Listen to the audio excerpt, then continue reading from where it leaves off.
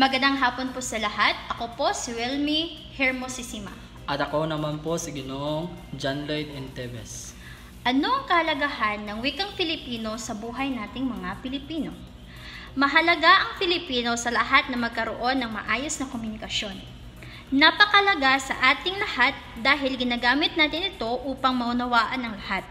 Wikang Filipino rin ang nagbubuklod sa atin para magkaintindihan ang bawat mamamayang Filipino. Kahit na ang bansang Pilipinas ay may iba't ibang wikang ginagamit sa bawat isla ng Pilipinas, gaya ng Bisaya, Ilonggo, Kapampangan at marami pang iba. Nagkakaintindihan ang bawat isa sapagkat gumagamit ito ng wikang Filipino.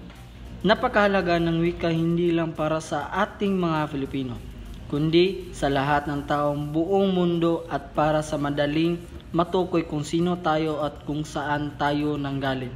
Dahil dito, ang magsisilbing kaluluwa ng isang bansa at sagasag sa isang bansa. Ang Pilipino rin ang siyang nagbibigay ng pagkakakilanlan na tayo ay isang Pilipino. Kaya kinakailangan na bigyan natin ito ng pagkakahalaga para rin sa bagong henerasyon, para bigyan rin nila ito ng pagpahalaga.